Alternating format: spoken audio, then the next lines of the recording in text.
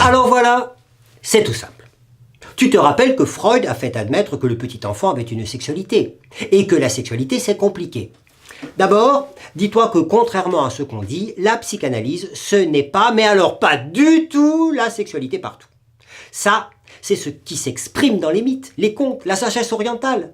Là, c'est bien clair, on trouve le principe mâle et le principe femelle, présents dans tout l'univers. Ils l'organisent, ils sont soit en lutte, soit ils coopèrent, soit ils se combinent, et puis on cherche le meilleur arrangement qui puisse se faire entre le yin et le yang.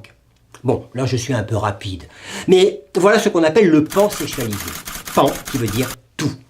Eh bien justement, la psychanalyse n'est pas un pansexualisme, parce que le pansexualisme, le principe mâle et le principe femelle, sont distincts et opposés, donc incomplémentaires. C'est une polarité, comme les aimants, où on parle de pôle positif et de pôle négatif. Tu vois, ce serait bien que l'amour entre un homme et une femme soit ça. Qu'il y ait une attirance invincible à se coller l'un contre l'autre et qui serait dans la nature des choses. Il y aurait des plus et des moins avec des formules.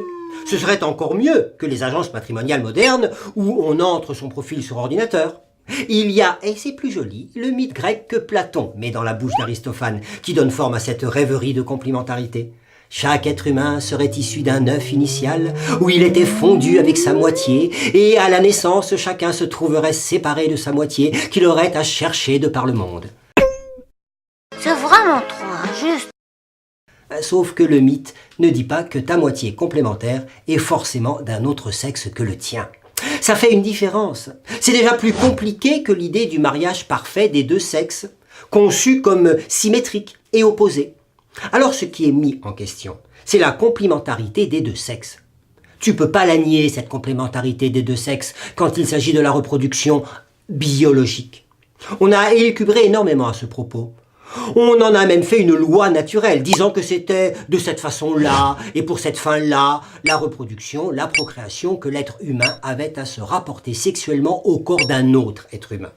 D'ailleurs, quand on dit loi naturelle, le mot loi est équivoque.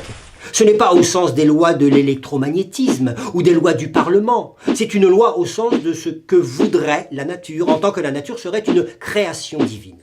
Donc, la loi naturelle sexuelle était, si je puis dire, l'interprétation d'une volonté ou d'un souhait de la nature. Disons même une interprétation du désir de Dieu appuyée sur la complémentarité des deux sexes au niveau biologique.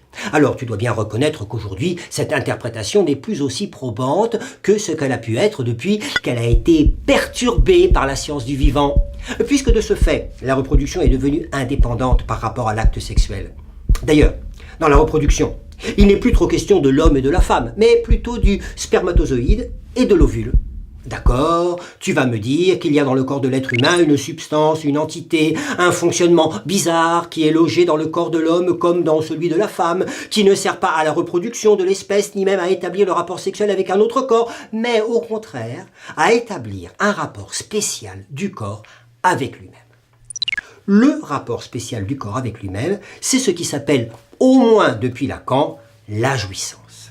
Mais alors tu vas me dire, quel est le lieu de cette jouissance-là? Où cette jouissance est-elle localisée?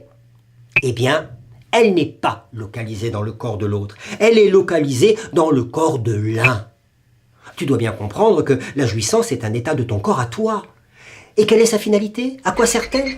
Eh bien, tout ce qu'on sait à son propos, c'est qu'elle est recherchée pour elle-même. Ça veut dire qu'il y a dans le corps humain quelque chose qui cherche à jouir de soi-même, qui cherche à se jouir, comme on dit, se penser ou se déplacer.